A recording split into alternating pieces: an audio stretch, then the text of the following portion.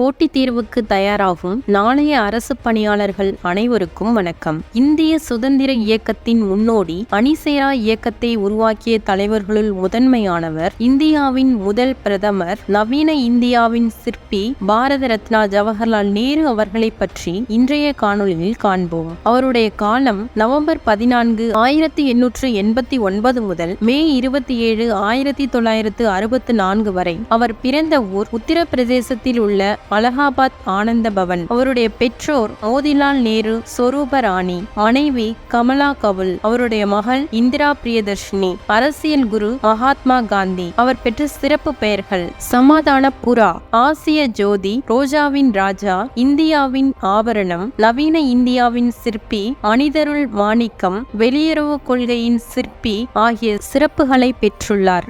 கல்வி: 1907ஆம் ஆண்டு டிரினிட்டி கல்லூரியில் இளங்கலை பட்டம் பெற்றார். 1912ஆம் ஆண்டு இங்கிலாந்தில் சட்டம் பயின்று பாரிஸ்டர் பட்டம் பெற்றார். வழக்கறிஞர் தொழில் புரிந்தார். விடுதலை போராட்டத்தில் பங்கு. மாணவராக இருந்த காலத்தில் இருந்தே அயல் நாட்டின் பிடியில் இருந்து பாதிக்கப்பட்டு விடுதலைக்காக போராடுகின்ற தேசங்கள் மீது அவர் அதிக ஆர்வம் காட்டினார். அயர்லாந்தின் சிம்பியன் இயக்கத்தில் ஆர்வம் காட்டினார். 1912இல் இந்தியாவிற்கு திரும்பிய அவர் நேரடியாக அரசியலில் நுழைந்தார். 1912இல் பங்கிப்போர் காங்கிரஸ் மாநாட்டில் அவர் சிறப்பு விருந்தினராக பங்கேற்றார். 1913ஆம் ஆண்டு காந்தியடிகளின் பொது உரிமை போராட்டத்திற்கு நிதி வசூலித்து கொடுத்தார். 1916ஆம் ஆண்டு லக்னோ காங்கிரஸ் மாநாட்டில் நேரு முதன்முறையாக காந்தியை சந்தித்தார். இது காந்தி நேரு இருவருக்குமான இணைபிரியா தோழமையின் தொடக்கமாக அமைந்தது. 1917இல் அலகாபாத்தில் ஹோம் ரூல் லீகின் செயலரானார்.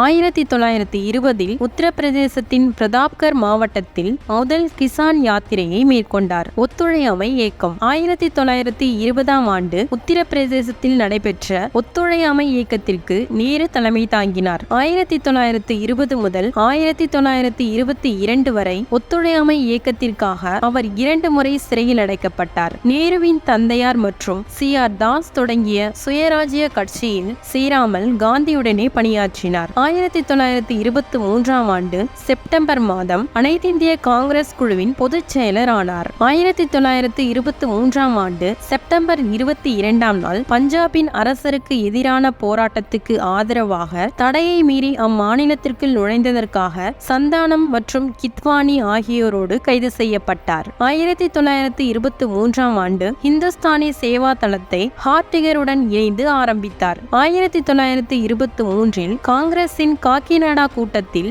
முதல் முறையாக கட்சியின் பொதுச் செயலாளராக தேர்வு செய்யப்பட்டார். 1923இல் அலகாபாத் நகராட்சி வாரியத்தின் தலைவராக தேர்வு செய்யப்பட்டார். Simon commission. 1928இல் சைமன் கமிஷனுக்கு எதிராக நடைபெற்ற ஊர்வலத்திற்கு தலைமை தாங்கினார். ஜவஹர்லால் நேருவின் தந்தை திரு மோதிலால் நேருவின் பெயரில் கொண்டுவரப்பட்ட இந்திய அரசியலமைப்பு சட்டத்தை மறுசீரமைப்பதற்கான நேருவின் அறிக்கையில் முக்கிய பங்கு வகித்தார். 1928இல் இந்தியாவுடனான ஆங்கிலேயரின் இணைப்பை துண்டித்து சுதந்திர இந்தியா என்ற அமைப்பை நிறுவினார். லாகூர் காங்கிரஸ் மாநாடு, பூரண சுயராஜ்யம். 1929இல் நேரு தலைமையில் ராவி நதிக்கரையில் நடைபெற்ற லாகூர் காங்கிரஸ் மாநாட்டில் முழுமையான சுதந்திர தீர்மானத்தை நிறைவேற்றினார். 1929 டிசம்பர் 31ஆம் நாள் லாகூரில் மூவர்ண கொடி ஏற்றப்பட்டது. ஒவ்வொரு ஆண்டும் ஜனவரி 26ஆம் நாள் விடுதலை நாளாக கொண்டாட முடிவு செய்யப்பட்டது. சட்டமறுப்பு இயக்கம் காந்தியடிகளின் தலைமையில் தொடங்கப்படும் என்று அறிவிக்கப்பட்டது. 1930ஆம் ஆண்டிலிருந்தே காந்தியடிகளின் பிரதம சீடர் நேருதான் என்ற கருத்து பரவத் தொடங்கியது. சட்டமறுப்பு இயக்கம். 1930ஆம் ஆண்டு ஏப்ரல் 14 அன்று நேரு உப்பு சத்தியாகிரக கூட்டத்தில் பேசியதற்காக கைது செய்யப்பட்டார். காங்கிரஸில் இருந்த சர்தார் பட்டேல், டாக்டர் ராஜேந்திர பிரசாத், ராஜாஜி போன்ற வலதுசாரி தலைவர்கள் நேருவோடு கருத்து மாறுபாடு கொண்டிருந்தனர். 1938இல் தேசிய திட்ட கமிட்டியின் தலைவராக நேரு தேர்வு செய்யப்பட்டார். சிறை வாழ்க்கை.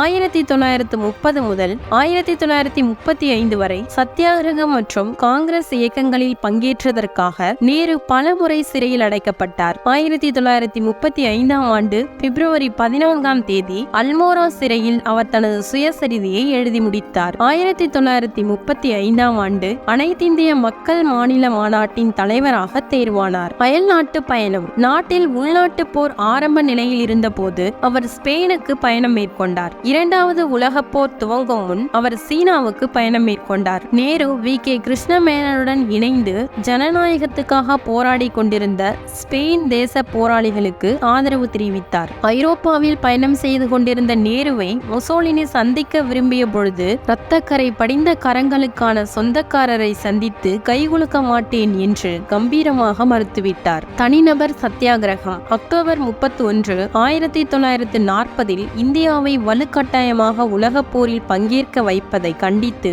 தனிநபராக அவர் சத்தியாகிரகம் மேற்கொண்ட போது கைது செய்யப்பட்டார். 1941 ஆண்டு டிசம்பரில் மற்ற தலைவர்களுடன் இவரும் விடுதலை செய்யப்பட்டார். வெள்ளையனே வெளியேறு இயக்கம். ஆகஸ்ட் 7 நாள் 1942 ஆண்டு வரலாற்று சிறப்புமிக்க வெள்ளையனே வெளியேறு இயக்கத்திற்கான தீர்மானத்தை மும்பையில் நடைபெற்ற அகில இந்திய காங்கிரஸ் குழுவில் முன்மொழிந்தார். 1942 ஆண்டு ஆகஸ்ட் 8 நாள் மற்ற தலைவர்களுடன் இவரும் கைது செய்யப்பட்டு அகமது நகர் கோட்டைக்கு அழைத்துச் செல்லப்பட்டார். இதுவே அவருடைய இறுதியான மற்றும் நீண்ட கால சிறைவாசமாகும். இதே போன்று இவர் 9 முறை கைது செய்யப்பட்டார். ஜனவரி 1945 அவர் விடுதலை செய்யப்பட்ட பிறகு துரோகம் இழைக்கப்பட்டதாக குற்றம் சாட்டப்பட்ட அதிகாரிகளுக்கும் இந்திய தேசிய ராணுவ படையினருக்கும் அவர் சட்ட ரீதியாக கையாள ஏற்பாடு செய்தார். ஜூலை 6, 1946 4வது முறை காங்கிரசின் தலைவராக தேர்ந்தெடுக்கப்பட்டார். 1951 முதல்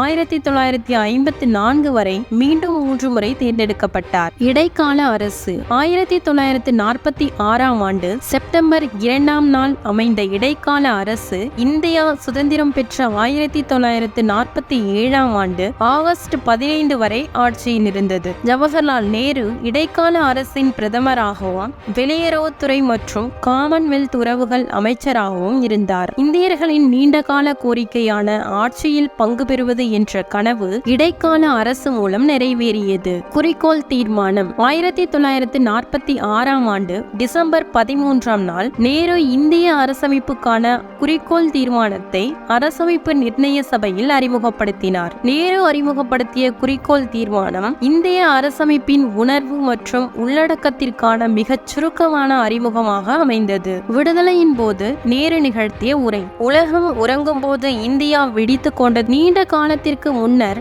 நாம் விதியோடு ஒரு ஒப்பந்தம் செய்தோம். இப்போது அந்த வாக்குறுதிகளை முழுமையாக ஆனால் மிகவும் கணிசமாக மீட்கும் நேரம் வந்துவிட்டது என்று கூறினார். விதியோடு செய்து கொண்ட ஒப்பந்தம் இந்தியா மற்றும் பாகிஸ்தான் பிரிவினை. உலகம் உறங்கும் போது இந்தியா விழித்துக் கொண்டது என்று இந்திய சுதந்திரம் குறித்து குறிப்பிட்டார். சுதந்திர இந்தியாவின் முதல் பிரதமராக மவுண்ட் பேட்டன் பிரபுவால் பதவி பிரமாணம் செய்து வைக்கப்பட்டார். சுதந்திர இந்தியாவின் முதல் பிரதமர். இந்தியாவில் முதல் தேர்தல் 1951 ஆண்டு டிசம்பரில் தொடங்கி 1952 ஆண்டு மே வரை நடைபெற்றது. முதல் இந்திய தேர்தலில் தேர்ந்தெடுக்கப்பட்ட முதல் இந்திய பிரதமர் என்ற சிறப்பை பெற்றார். மிக அதிக காலம் இந்தியாவின் பிரதமராக இருந்தவர் என்கிற சாதனைக்குரியவர். தேசிய ஒருமைப்பாட்டுக்கான குழு அமைத்த பொழுது இந்தியாவை விட்டு கேரளாவை பிரிக்க எண்ணிய திருவாங்கூர் திவான் சி.பி. ராமசுவாமி ஐயரையே அதற்கு தலைவராக்கினார். மாடர்ன் ரிவ்யூ என்கிற பத்திரிகையின் இந்த வரிகளை பாருங்கள். நேரு சர்வாதிகாரி, அவருக்கு தற்பெருமை அதிகமாகிவிட்டது. சீசரை போன்ற புகழ் மற்றும் அதிகாரத்தோடு அவர் திகழ்கிறார். அவரை இப்படியே இருக்க அனுமதிக்க கூடாது. இந்த வரிகளின் ஆசிரியர் நேருவேதான். பிரிவினையின் போது காந்தி சாகட்டும் என்று கோஷம் எழுப்பப்பட்ட பொழுது என்னை கொன்றுவிட்டு அவரை எது வேண்டுமானாலும் செய்யுங்கள் என்று கூறினார். ஜேவிபி குழு. 1948 ஆண்டில் ஜவஹர்லால் நேரு, வல்லபாய் பட்டேல், பட்டாபி சீதாராமையா ஆகிய மூவரையும் உறுப்பினராக கொண்ட ஜேவிபி குழு மொழிவாரி மாகாண உருவாக்கத்தை ஆதரிக்கவில்லை. பொட்டி ஸ்ரீராமலு சாகும் வரை உண்ணாவிரத போராட்டம் மேற்கொண்டு உயிர் நீத்தார். 1956 ஆண்டு தெலுங்கு பேசும் மக்களை கொண்ட ஐதராபாத், ஆந்திர பகுதிகளை இணைத்து ஆந்திர மாநிலமாக ஜவஹர்லால் நேரு அறிவித்தார். நேருவின் முக்கியமான சாதனைகள். டில்லி ஒப்பந்தம். இந்திய பிரிவினையின் போது கலவரக்காரர்களிடமிருந்து எண்ணற்ற இஸ்லாமியர்களை டில்லியில் காப்பாற்றினார். 1950 ஆண்டு ஏப்ரல் 8 நாள் நேரு மற்றும் லியாகத் அலிகான் ஆகியோரிடையே தில்லி ஒப்பந்தம் கையெழுத்தானது. கையெழுத்திடப்பட்டது. இதன் மூலம் இரு தரப்பிலும் உள்ள சிறுபான்மையினரின் நம்பிக்கையை மீட்டெடுப்பது நோக்கமாகும். மக்களாட்சி சமதர்மம். சோவியத் யூனியன் பின்பற்றிய திட்டமிடல் முறை மற்றும் முதலாளித்துவம் பின்பற்றிய தாராளவாத கொள்கை ஆகிய இரு கோட்பாடுகளும் இணைந்து இந்தியாவில் பின்பற்றப்பட வேண்டும் என நேரு விரும்பினார். இதுவே மக்களாட்சி சமதர்மம் என்று அழைக்கப்படுகிறது. ஜனநாயகம் மற்றும் மதச்சார்பின்மை ஆகியவற்றை நேரு குறிக்கோளாக கொண்டிருந்தார். தேசிய அலுவல் மொழி. இந்தி பேசாத மாநிலங்கள் விரும்புகின்ற வரை இந்தி திணிப்பு இருக்காது, அதுவரை ஆங்கிலமே இணைப்பு மொழியாக இருக்கும் என்ற உறுதிமொழியினை நேரு வழங்கினார். விவசாயம் மற்றும் நீர்ப்பாசனம். 1948ஆம் ஆண்டு தாமோதர் பள்ளத்தாக்கு கழகம் உருவாக்கப்பட்டது. 1954 ஜூலை 8ஆம் நாள் பக்ரானங்கல் கால்வாய் கட்டப்பட்டது. 1948 முதல் 1963க்கு இடையிலான காலகட்டத்தில் பக்ரானங்கல் அணை கட்டி முடிக்கப்பட்டது. 1953 முதல் 1962 ஆகிய காலகட்டத்தில் ரிஹந்த் அணை கட்டப்பட்டது. 1955ஆம் ஆண்டு கொனார் அணை கட்டப்பட்டது. நாகார்ஜுன சாகர் அணை கிருஷ்ணா நதியில் 1955 முதல் 1967க்கு இடையிலான காலகட்டத்தில் கட்டி முடிக்கப்பட்டது. 1957இல் மத்திய பொருள் கிடங்கு கழகம், 1960இல் சிந்து நதிநீர் ஒப்பந்தம், 1964இல் இந்திய உணவு கழகம் ஆகியவை அமைக்கப்பட்டது. தொழில்துறை. 1948இல் தொழிற்கொள்கை தீர்மானம் நாடாளுமன்றத்தில் நிறைவேற்றப்பட்டது. 1948இல் ஒடிசாவில் டால்மியா சிமெண்ட் ஆலை நிறுவப்பட்டது. 1950இல் சித்தரஞ்சன் ரயில் இன்ஜின் தொழிற்சாலை அமைக்கப்பட்டது. 1951இல் தொழில் வளர்ச்சி மற்றும் ஒழுங்குமுறை சட்டம் கொண்டுவரப்பட்டது. 1952இல் ICF அதாவது ஒருங்கிணைந்த ரயில் பெட்டி தொழிற்சாலை சென்னையில் அமைக்கப்பட்டது. 1953இல் ஹிந்துஸ்தான் மெஷின் டூல்ஸ் தொழிற்சாலை அமைக்கப்பட்டது. 1954இல் ஹிந்துஸ்தான் ஆன்டிபயோட்டிக்ஸ் லிமிடெட் நிறுவனம் நிறுவப்பட்டது. 1955இல் இரும்பு உருக்கு அமைச்சகம் தொடங்கப்பட்டது. 1955ஆம் ஆண்டு ஜனவரி 11ஆம் நாள் இந்தியாவின் முதல் பத்திரிகை காகித ஆலை மத்திய பிரதேசத்தின் நேபா நகரில் அமைக்கப்பட்டது. 1958 டிசம்பரில் இந்திய அரசாங்கத்தின் கனரக பொறியியல் கழகம் தொடங்கப்பட்டது. 1960இல் பாரத மிகுமின் நிலையம் போபாலில் நிறுவப்பட்டது. கல்வி. 1952இல் கோரக்பூர் IIT முதல் இந்திய தொழில்நுட்ப நிறுவனம் தொடங்கப்பட்டது. 1953இல் பல்கலைக்கழக மானிய குழு அமைக்கப்பட்டது. 1958இல் பம்பாய் இந்திய தொழில்நுட்ப நிறுவனம் அமைக்கப்பட்டது. 1959ஆம் ஆண்டு கிண்டியில் சென்னை IIT மேற்கு ஜெர்மனி அரசின் கூட்டுறவோடு தொடங்கப்பட்டது. 1960இல் கான்பூர் IIT நிறுவனம் தொடங்கப்பட்டது. 1961இல் டெல்லி IIT, பஞ்சாப் பல்கலைக்கழகம், ராஜஸ்தான் பல்கலைக்கழகம், குஜராத் பல்கலைக்கழகம், பீகார் பல்கலைக்கழகம், சர்தார் பட்டேல் பல்கலைக்கழகம், ஜாதவ்பூர் பல்கலைக்கழகம் ஆகியவை அமைக்கப்பட்டன. ஆராய்ச்சி மற்றும் தொழில்நுட்பம். 1947ஆம் ஆண்டு ஹோமி பாபாவை இயக்குநராக கொண்டு அணுசக்தி துறை உருவாக்கப்பட்டது. 1947இல் தேசிய இயற்பியல் ஆய்வுக்கூடம் நிறுவப்பட்டது. 1950இல் புனேயில் தேசிய வேதியியல் ஆய்வகம் நிறுவப்பட்டது. 1957இல் இந்தியாவின் முதல் அணு ஆராய்ச்சி மையமான பாபா அணு ஆராய்ச்சி மையம் தொடங்கப்பட்டது. 1962இல் விண்வெளி ஆராய்ச்சிக்கான இந்திய தேசிய குழு அமைக்கப்பட்டது. 1963இல் ஏவுகணை ஆராய்ச்சி மையம் துபாவில் நிறுவப்பட்டது. சமூக நலம். 1947இல் நிலக்கரி சுரங்க தொழிலாளர் நலநிதி சட்டம் கொண்டுவரப்பட்டது. 1948இல் தொழிற்சாலை தொழிலாளர்கள் சட்டம் போன்றவை கொண்டுவரப்பட்டன. 1956இல் ஆயுள் காப்பீட்டு கழகம் தேசியமயமாக்கப்பட்டது. சட்டங்கள். 1955ஆம் ஆண்டு மே 5ஆம் நாள் இந்து திருமண சட்டம் கொண்டுவரப்பட்டது. 1956இல் இந்து வாரிசு சட்டம் இயற்றப்பட்டது. 1962ஆம் ஆண்டின் 12வது அரசமைப்பு சட்ட திருத்தத்தின் மூலம் கோவா, டையூ, டாமன் ஆகிய பகுதிகள் இந்தியாவுடன் இணைக்கப்பட்டன. 13வது அரசமைப்பு சட்ட திருத்தம் 1962இன் மூலம் நாகாலாந்து தனி மாநிலமாகியது. 14வது அரசமைப்பு சட்ட திருத்தத்தின்படி இமாச்சல பிரதேசம், மணிப்பூர், திரிபுரா, கோவா, டையூ, டாமன், புதுச்சேரி ஆகிய இடங்களில் சட்டப்பேரவைகளை அமைக்க நாடாளுமன்ற நாடாளுமன்றத்திற்கு அதிகாரம் அளிக்கப்பட்டது. இந்திய திட்ட ஆணையம் 1950ஆம் ஆண்டு மார்ச் 15 இந்திய திட்ட ஆணையம் நேருவால் உருவாக்கப்பட்டது. நாட்டின் வளங்களை மிகுந்த திறனுடனும் சமநிலையுடனும் பயன்படுத்துவதற்கான ஒரு திட்டத்தை உருவாக்குவதை நோக்கமாக கொண்டிருந்தது. திட்டங்களை உருவாக்குவதற்கான ஒரு ஆலோசனை அமைப்பாக திட்ட ஆணையம் செயல்பட்டது. அத்திட்டங்களை நடைமுறைப்படுத்துவது மத்திய மற்றும் மாநில அரசுகளின் கடமையாகும். 1938ஆம் ஆண்டு தேசிய திட்டக்குழுவை நேரு அமைத்தார் என்பது குறிப்பிடத்தக்கது. மண்டல குழுக்கள் மாநிலங்கள் மறுசீரமைப்பு குழு 1956 சட்டத்தின் மூலம் தோற்றுவிக்கப்பட்டன. மண்டல குழுக்களின் நோக்கம் கூட்டுறவு கூட்டாட்சி வழக்கத்தை வளர்ப்பது என்று பிரதமர் நேரு குறிப்பிட்டார். வெளியுறவு கொள்கை காமன்வெல்த் கூட்டமைப்பு 1949ஆம் ஆண்டு பிரிட்டிஷ் காமன்வெல்த்தை காமன்வெல்த் நாடுகளின் கூட்டமைப்பு என்று ஆக்கிய பெருமை நேருவுக்கு உண்டு. தென்கொரியா ஆக்கிரமிப்பிற்கு எதிர்ப்பு 1950இல் தென்கொரியாவுக்கு எதிரான வடகொரியாவின் ஆக்கிரமிப்பை இந்தியா கண்டித்தது. 1956இல் அமைதி காக்கும் படைகளை காசா பகுதிக்கு இந்தியா அனுப்பியது. பஞ்சசீல கொள்கை இந்தியா சீனா ஆகிய இரு நாடுகளுக்கிடையே நேரு மற்றும் சீன பிரதமர் சு என் லாய் உடன் பஞ்சசீல ஒப்பந்தம் மேற்கொள்ளப்பட்டது. பஞ்சசீல கொள்கையின் அடிப்படையில்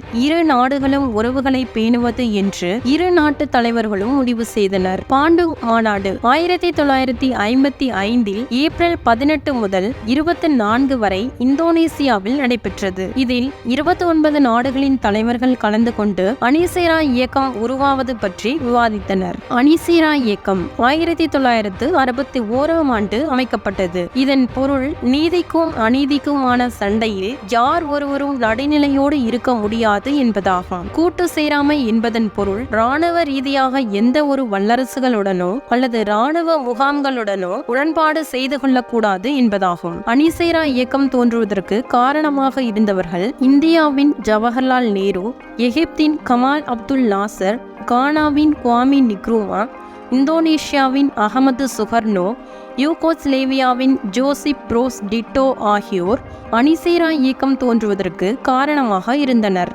சூயஸ் கால்வாய் 1956இல் இந்தியாவை பிரதிநிதித்துவப்படுத்தி நேரு சூயஸ் கால்வாய் பிரச்சினைக்கு முடிவு கட்ட சீரிய பங்காற்றினார். தலாய் லாமாவுக்கு புகலிடம் 1957இல் சீன ராணுவம் திபெத்தை கைப்பற்றிய பிறகு தலாய் லாமாவுக்கு இந்தியாவில் அரசியல் புகலிடம் அளிப்பது பற்றி நாடாளுமன்றத்தில் பிரதமர் நேரு ஏப்ரல் 3 அன்று அறிக்கை அளித்தார். இதன் மூலம் தலாய் லாமாவுக்கும் அவரது 1,00,000 சீடர்களுக்கும் இந்தியாவில் தஞ்சம் அளிக்கப்பட்டது. 1962ஆம் ஆண்டு சீனா இந்தியா போர் நடைபெற்றது.